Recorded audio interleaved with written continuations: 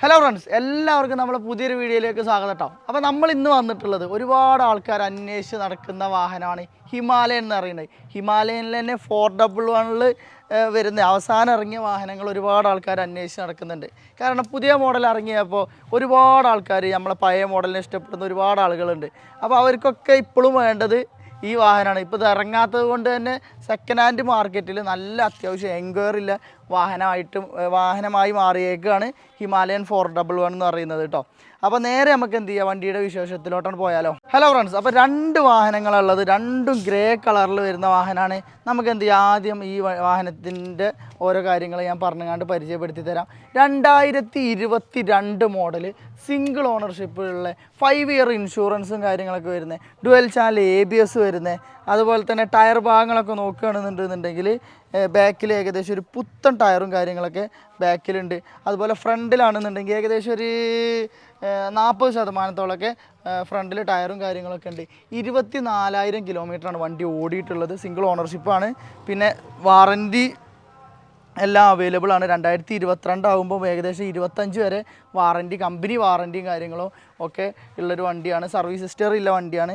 പക്ക ജെനുവിനായിട്ട് എല്ലാ കാര്യങ്ങളും മെയിൻറ്റെയിൻ ചെയ്തുകൊണ്ട് വൃത്തിയിൽ കൊണ്ടുവരുന്ന ഒരു അടിപൊളി വാഹനം തന്നെയാണ് കേട്ടോ. അപ്പോൾ നമ്മൾ ഈ വാഹനത്തിന് ഉദ്ദേശിക്കുന്ന വില എന്ന് പറയുന്നത്, നമ്മൾ ഷോപ്പിൽ 2,45,000 രൂപയൊക്കെയാണ് ചോദിക്കാറെങ്കിലും നമ്മൾ വീഡിയോ കണ്ടുവരുന്നവർക്ക് നിങ്ങൾക്ക് നമ്മൾ എന്ത് ചെയ്യും, 2,39,000 രൂപയ്ക്ക് നിങ്ങൾക്ക് ഈ വണ്ടി സെറ്റ് ചെയ്യാവുന്നതാണ് കേട്ടോ. വണ്ടി പക്ക ക്വാളിറ്റിയാണ്. അത്യാവശ്യം ഏകദേശം ഒരു 100 ചില്ലാനം കിലോമീറ്റർ ഓൺ റോഡ് ഓടി വന്ന വാഹനമാണ്. അതുകൊണ്ട് തന്നെ എന്തെങ്കിലും കംപ്ലയിൻറ്റോ കാര്യങ്ങളൊക്കെ ഉണ്ടോ എന്നൊക്കെ ചെക്ക് ചെയ്യാനും പറ്റുന്നതാണ്. നമ്മൾ ഏകദേശം എല്ലാ വണ്ടികളും പർച്ചേസ് ചെയ്ത് കഴിഞ്ഞാൽ നമ്മൾ ഓടിച്ചാണ് കൊണ്ടുവരാറ്, അല്ലാതെ വണ്ടിയിൽ കയറ്റിയിട്ടോ അല്ലെങ്കിൽ ട്രെയിനിലോ അങ്ങനെയൊന്നും അല്ല കൊണ്ടുവരാറ്. ഓടിച്ച് കൊണ്ടുവരുമ്പോൾ നമുക്ക് മനസ്സിലാക്കാൻ കഴിയും എന്തെങ്കിലും കംപ്ലയിൻറ്റോ കുഴപ്പങ്ങളോ എന്തെങ്കിലും ഉണ്ടോ എന്ന് മനസ്സിലാക്കാൻ കഴിയുന്നതുകൊണ്ടാണ് നമ്മൾ ഓടിച്ച് കൊണ്ടുവരുന്നത്. അതുപോലെ തന്നെ വണ്ടികൾ വന്നു കഴിഞ്ഞ് കഴിഞ്ഞാൽ നമ്മളിവിടെ സർവീസ് സെൻ്റർ ഉണ്ട്. സർവീസ് സെൻ്ററിൽ കയറ്റി എല്ലാ കാര്യങ്ങളും ചെക്ക് ചെയ്ത് മേജറായിട്ടുള്ള കംപ്ലയിൻറ്റോ മേജറായിട്ടുള്ള കാര്യങ്ങൾ എന്തെങ്കിലും ഉണ്ടോ എന്നൊക്കെ ചെക്ക് ചെയ്തതിന് ശേഷം മാത്രമാണ് നമ്മൾ ഷോപ്പിലോട്ട് കയറ്റാറ് കേട്ടോ. പിന്നെ സെക്കൻഡ് ഹാൻഡ് വാഹനമാകുമ്പോൾ ചെറിയ എന്തെങ്കിലുമൊക്കെ പണികൾ നമ്മൾ കാണേണ്ടി വരും. ഒരു പ്രീമിയം കാറ്റഗറി എന്നൊക്കെ പറയാൻ പറ്റുന്ന ഒരു വാഹനം തന്നെയാണ് ഹിമാലയൻ എന്ന് പറയുന്നത്. അപ്പോൾ അതാകുമ്പോൾ അതിനനുസരിച്ചുള്ള മെയിൻ്റനൻസും കാര്യങ്ങളും വരും. ഹിമാലയന് ഇപ്പോൾ പൊതുവേ ഉള്ളൊരു കംപ്ലയിൻറ്റ് എന്ന് പറഞ്ഞു കഴിഞ്ഞാൽ ക്ലസ്റ്റർ കംപ്ലയിൻ്റ് ആവും, മീറ്റർ കംപ്ലയിൻ്റ് ആവും.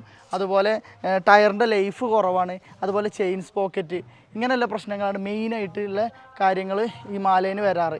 ഒരു റീമാർക്ക് എന്ന് പറയുന്നത് കേട്ടോ. ബാക്കിയുള്ള എല്ലാ യാത്രാ കംഫർട്ടും കാര്യങ്ങളൊക്കെ ആണെന്നുണ്ടെങ്കിൽ സെറ്റുമാണ്.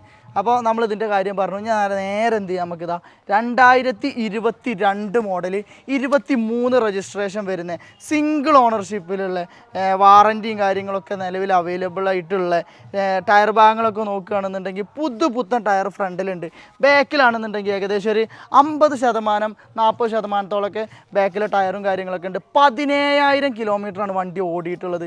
മേജർ ആക്സിഡൻറ്റോ അതുപോലെ മേജറായിട്ടുള്ള കംപ്ലയിൻറ്റോ കാര്യങ്ങളോ ഒന്നും വണ്ടിയിൽ സംഭവിച്ചിട്ടില്ല. എക്സ്റ്റെൻഡ് വാറൻറ്റിയും കൂടെ ഉള്ള ഈ ഒരു അടിപൊളി ഒരു വാഹനമാണ്.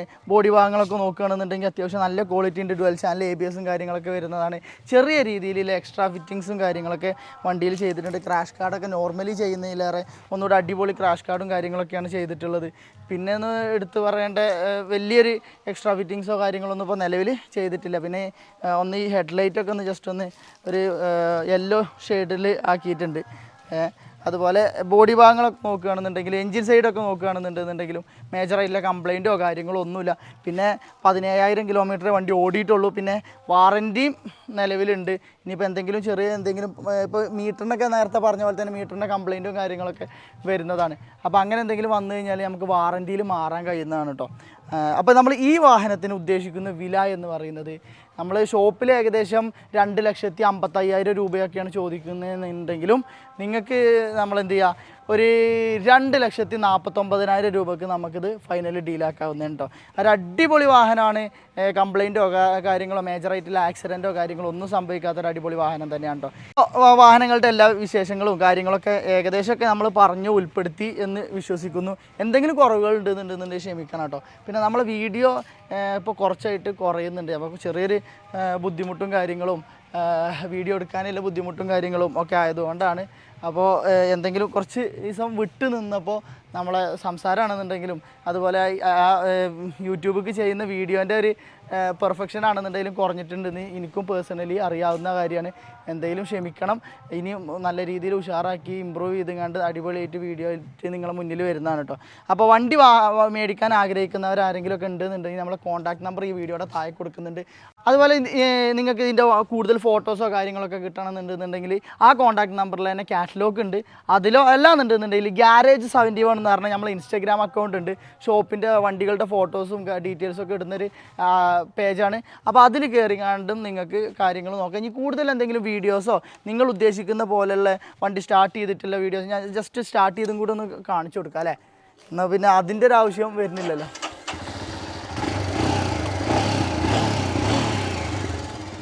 വണ്ടി സ്റ്റാർട്ട് ചെയ്തിട്ട് ഇല്ല, ഇനിയിപ്പോൾ നിങ്ങൾക്ക് കൂടുതൽ സ്റ്റാർട്ട് ചെയ്തിട്ടുള്ള വീഡിയോ കാര്യങ്ങളൊക്കെ വേണമെന്നുണ്ടെന്നുണ്ടെങ്കിലും അങ്ങനെയും നമ്മൾ എന്ത് ചെയ്യുക വിട്ടു തരാവുന്നതാണ് കേട്ടോ.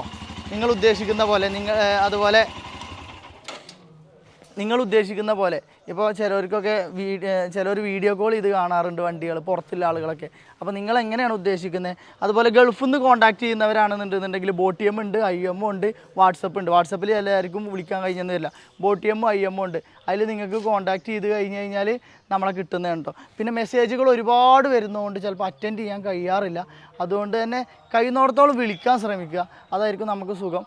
വിളിച്ച് കഴിഞ്ഞ് കഴിഞ്ഞാൽ ഫോട്ടോസ് എന്തെങ്കിലും വേണമെന്നുണ്ടെന്നുണ്ടെങ്കിൽ വിളിച്ച് കഴിഞ്ഞ് കഴിഞ്ഞാൽ അപ്പം തന്നെ സ്പോട്ടിൽ ഫോട്ടോസ് വിട്ടുതരാൻ കഴിയുന്നതാണ് കേട്ടോ. കഴിയുന്നിടത്തോളം വിളിക്കാൻ ശ്രമിക്കുക കേട്ടോ. അപ്പോൾ ഇതുപോലുള്ള നല്ല നല്ല വണ്ടികളും വണ്ടികളുടെ വിശേഷങ്ങളൊക്കെ ആയിട്ട് വീണ്ടും നിങ്ങളുടെ മുന്നിൽ വരുന്നതാണ്. അപ്പോൾ എന്തെങ്കിലും കുറവുകൾ ഇന്നത്തെ വീഡിയോയിൽ എന്തെങ്കിലും കുറവുകൾ ഉണ്ടെന്നുണ്ടെങ്കിൽ ക്ഷമിക്കണം. ഇത്ര നേരം എന്നെ കണ്ടിരുന്ന എന്നെ ശ്രമിച്ച എല്ലാവർക്കും ഒരുപാട് നന്ദി. അപ്പോൾ ഇതുപോലുള്ള നല്ല നല്ല വണ്ടികളും വീഡിയോസൊക്കെ ആയിട്ട് വീണ്ടും നിങ്ങളുടെ മുന്നിൽ വരുന്നതാണ്. പുതിയൊരു വീഡിയോ ആയിട്ട് വീണ്ടും കാണുന്നവരെ യുവർ ചോയ്സ് അവർ പ്രോമിസ്.